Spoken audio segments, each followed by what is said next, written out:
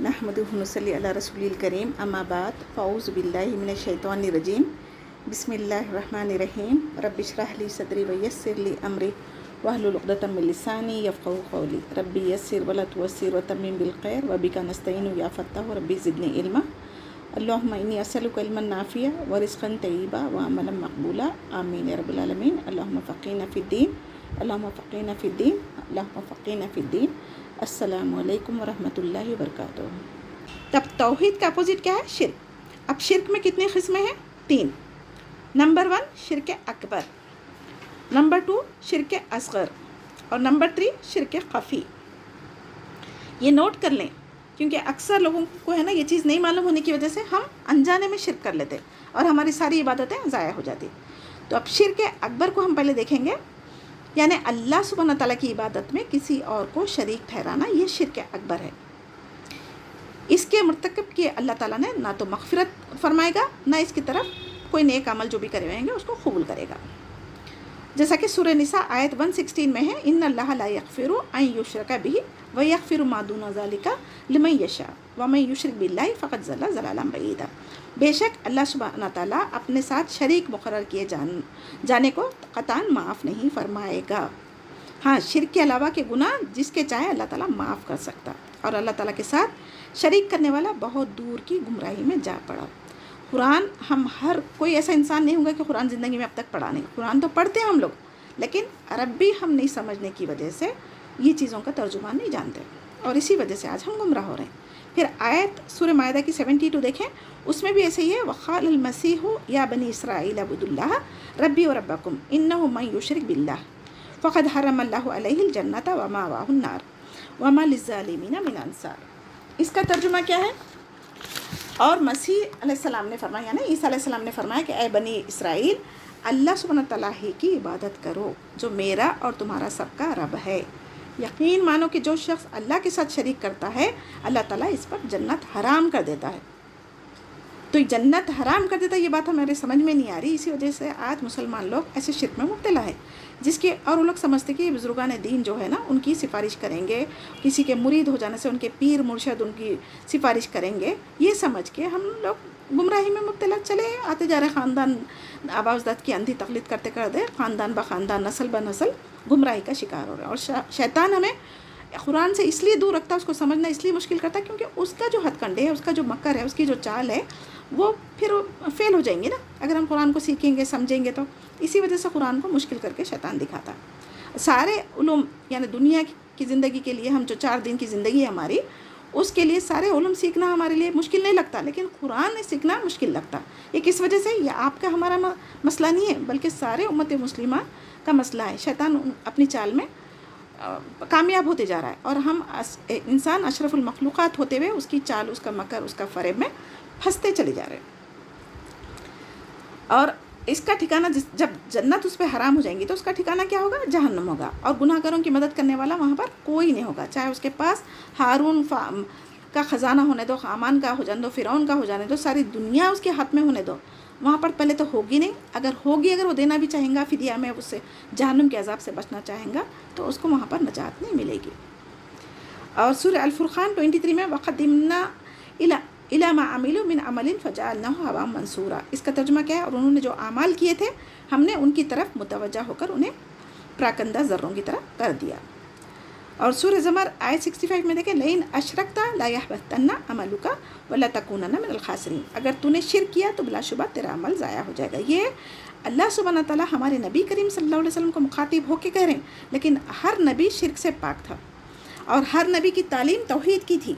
लेकिन यहाँ पर अल्लाह सुब्हानहू तआला उम्मतियों को मुखातिब कर रहे हैं और ये सारे क़यामत तक आने वाले इंसानों के लिए है ये आयत। और अगर तूने शिर्क किया तो बिलाशुबा तेरा अमल ज़ाया हो जाएगा और ये बिलकीन तो ज़ियाकारों में हो जाएगा। यानी अल्लाह सुब्हानहू तआला नबी करीम सल्लल्लाहु अलैहि वसल्लम को बता के बोलें कि नबी, हर अल्लाह का नबी गुनाहों से पाक होता है और वो जन्नत जाते, गुनाहों से मासूम होने की वजह से वो लोग गुनाह अल्लाह की नाफरमानी का भी नहीं करते, तो वो तो जन्नत के मुस्तहिक़ होने के बावजूद अगर आप जैसी शख्सियत भी अगर शिर्क करेंगी तो बिलाशुबा सारे आपके नेक अमल ज़ाया हो जाएंगे। तो भी इंसानों के लिए ताकीद है इसमें। اور پھر سورہ انعام 88 میں بھی ہے وَلَوْ أَشْرَكُوا لَحَبِطَ عَنْهُمْ مَا كَانُوا يَعْمَلُونَ. اس کا ترجمہ دیکھیں، اور اگر بالفرض یہ حضرات بھی شرک کرتے تو جو کچھ یہ اعمال کیا کرتے تھے ان سب اکارت ہو جائیں گے، ان سب اللہ تعالیٰ کو قبول نہیں ہے. اللہ تعالیٰ صرف توحید کو پسند کرتا ہے. اللہ تعالیٰ کے ساتھ کسی اور کو اگر ہم شریک کریں گے چاہے کسی بھی طریقے سے، وہ اللہ تعالیٰ کو پسند نہیں ہے. ساتھ میں آپ روزے رکھ لو، نماز پڑھ لو، کثرت سے حج کر لو، صدقہ خیرات کر لو، وہ سب ضائع ہونے والے ہیں. تو اس سے ہماری عبادتوں کو ضائع کرنے سے بہتر ہے پہلے ہم سیکھ لیں گے عبادت کے طریقے کیا ہے. اب پہلے میجر شرک کے 3 قسمیں دیکھیں ہم. اب اس میں شرک اکبر کی 4 قسمیں ہیں. یہ بہت امپورٹنٹ ہے، نوٹ کرتے جائیں. پہلے شرک اکبر تھا، شرک اصغر تھا، شرک خفی تھا. اب شرک اکبر کی 4 قسمیں دیکھیں گے ہم. تو اس میں پہلی قسم کیا ہے؟ دعا کرتے وقت اللہ سبحانہ تعالیٰ کے ساتھ کسی کو شریک ٹھہرانا. جیسے اللہ تعالیٰ نے فرمایا سورہ عنکبوت آیت 65 میں دیکھیں فَإِذَا رَكِبُوا فِي الْفُلْكِ دَعُوا اللَّهَ مُخْلِصِينَ لَهُ الدِّينَ فَلَمَّا نَجَّاهُمْ إِلَى الْبَرِّ إِذَا هُمْ يُشْرِكُونَ. تو اس کا ترجمہ دیکھیے، یہ لوگ جب کشتیوں میں سوار ہوتے ہیں تو اللہ تعالیٰ ہی کو پکارتے ہیں، اس کے لیے عبادت کو خالص کر کے پکارتے. پھر جب وہ انہیں خشکی کی طرف بچا کر لاتا ہے تو اس وقت شرک کرنے لگتے ہیں. یعنی جب مصیبت آتی ہے تو ان کو سارے معبود بھول جاتے، یاد کیا رہتا؟ صرف اللہ سبحانہ تعالیٰ. لیکن جیسے ان کی مشکل دور ہو جاتی پھر ان کے بت جو بھی معبود بنا لیے ہو لوگ نعوذ باللہ، وہ بتوں کی پوجا شروع کر دیتے. اب دوسری قسم دیکھیں اس میں، شرک اکبر کی دوسری قسم قصد وار ارادہ، یعنی نیت، قصد کرنا، ارادہ کرنا، نیت کرنا. اس میں کیا کرتے ہیں؟ اللہ تعالیٰ کے شریک ٹھہراتے ہیں. جیسے کہ اللہ سبحانہ تعالیٰ نے سورہ ہود آیت 15 اور 16 میں بیان فرمایا من کانا یرید الحیات الدنیا وزینتها نوفی الیہم اعمالہم فیہا وہم فیہا لا یبخسون اولئک الذین لیس لہم فی الآخرۃ الا النار وحبط ما صنعوا فیہا وباطل ما کانوا یعملون. اس کا ترجمہ دیکھیں، جو شخص دنیا کی آرزو زندگی اور اس کی زینت پر خوش ہے، اس میں مصروف ہے، ہم ایسوں کو ان کے کل اعمال یہیں بھرپور پہنچا دیتے ہیں. یعنی ایسے انسان اگر کوئی نیک کام کرے ہوئے ہیں تو ہر ایک کے ساتھ اللہ تعالیٰ انصاف کرنے والا ہے. تب شرک کے ساتھ جو نیکی کا کام کرے ان کو آخرت میں تو اجر ملنے والا نہیں ہے، تو ان کی جو اعمال کی نیکی اجر ہے وہ اللہ تعالیٰ ان کو دنیا میں پہنچا دیتے اور یہاں انہیں کوئی کمی نہیں کی جاتی ہے. ہاں، یہی وہ لوگ ہیں جن کے لیے آخرت میں سوائے آگ کے اور کچھ نہیں، اور جو کچھ انہوں نے کیا تھا وہاں سب باطل ہے، اور جو کچھ ان کے اعمال تھے سب برباد ہو گئے. اب اس میں ہمارے لیے جواب ہے. اب جو لوگ نماز نہیں پڑھتے، مشرک ہے، کافر ہے، اس کے باوجود تو لوگ خوشحال زندگی گزار رہے ہیں، بڑی بڑی بلڈنگیں ہیں، بڑی بڑی کاریں ہیں، دنیا میں عزت کے ساتھ جی رہے ہیں. ایسا ہم سمجھتے نا، ہم مسلمان نماز قرآن پڑھنے کے باوجود ہم تکلیف میں ہیں، ہمارے پاس مال دولت کی فراوانی نہیں ہے. ایسے جو دل میں شیطان ہمارے وہم ڈالتا، سوالات ڈالتا نا، اس کا جواب یہاں پر ہے. کیونکہ اللہ سبحانہ تعالیٰ کوئی بھی، چاہے وہ کوئی انسان ہو، چرند ہو، پرند ہو، اس کے ساتھ انصاف کرنے والا ہے، اور جو کوئی بھی نیک کام کرے گا اس کا بھی اجر دینے والا ہے. تو اللہ تعالیٰ رائی کے دانے کے برابر بھی کسی پر ظلم کرنے والا نہیں ہے. تب جو کفار لوگوں میں بھی صدقہ خیرات کرنے والے ہیں، چیریٹی کرنے والے ہیں، بہت سارے چیریٹی کے کام لوگ کرتے نا، اور حسن سلوک کرتے ہیں، ان کے اخلاق اچھے ہوتے ہیں، کسی کی مدد کر دیتے، تو پھر اللہ تعالیٰ کیا پھر ان کافروں کا اجر کہاں دیں گے؟ آخرت میں تو ان کو صرف جہنم ہے، تو ان کو اجر کہاں دیں گے اللہ تعالیٰ؟ تو اس وجہ سے ان کو دنیا میں ان کے نیکیوں کا اجر دنیا میں دے دیتا. آخرت میں کوئی حصہ نہیں ہے، ان کو تو جہنم میں ڈالنا ہے. پھر اللہ تعالیٰ ناانصافی کرا تو بول نہیں سکتے، تو اللہ تعالیٰ ویسے لوگوں کا اجر دنیا میں دے دیتا. تو دنیا میں خوشحال جو زندگی گزارتے، اس کا یہ مطلب نہیں ہے کہ وہ ان کی اپنی یعنی کیپیسٹی کی وجہ سے انہوں پیسہ کما لیے، نہیں. ان کے کچھ اخلاق اچھے ہیں، ان کے کچھ نیک اعمال ہیں، ان کے ماں باپ کے کچھ نیک اعمال ہیں، چیریٹی کے جو کام ہیں، اس کے بدلے میں اللہ تعالیٰ ان کو دنیا میں دے کے برابر کر دیتا. اور اکثر لوگ کیا سمجھتے جو مفلس ہے، غریب ہے، لیکن تقوی ہے اس کے پاس، تو اللہ تعالیٰ کا پسندیدہ نہیں سمجھتے. لوگوں کی نظروں میں بھی اس کی کوئی حیثیت نہیں ہوتی، اس کو حقیر سمجھتے. لیکن اللہ تعالیٰ کی نظر میں اس کی اعلیٰ مقام ہوتا جنت میں. تو اس کو دنیا میں جو مفلسی اور تقوی کے ساتھ جیتا، اس کا آخرت میں اجر ہے. تو ہم دنیا کی ظاہری زندگی کو ہم اصل کامیابی نہیں سمجھ سکتے. اور جو کچھ ان کے اعمال تھے اس کا بدلہ اللہ تعالیٰ دنیا میں دے دیتا، آخرت میں ان کا کوئی بدلہ باقی نہیں رہتا. سب کچھ ان کے نیک عمل آخرت کے لیے برباد ہو جاتے. اور نافرمانی اس کی جو ہوگی اس کا عذاب جہنم ہے. نافرمانی کون سی ہے؟ اللہ تعالیٰ کے ساتھ شرک ٹھہرانا. اب شرک اکبر کی تیسری قسم دیکھیے، اطاعت و فرما برداری میں کسی کو اللہ کا شریک ٹھہرانا. اس کی دلیل اللہ سبحانہ تعالیٰ ارشاد فرما رہے ہیں سورہ توبہ آیت 31 میں، अत्तखज़ु अहबारहुम व रुहबानहुम अरबाबा मिन दूनिल्लाह वल मसीह इब्न मरियम वमा उमिरु इल्ला लियअबुदु इलाहन वाहिदा ला इलाहा इल्ला हुवा सुब्हानहु अम्मा युशरिकून।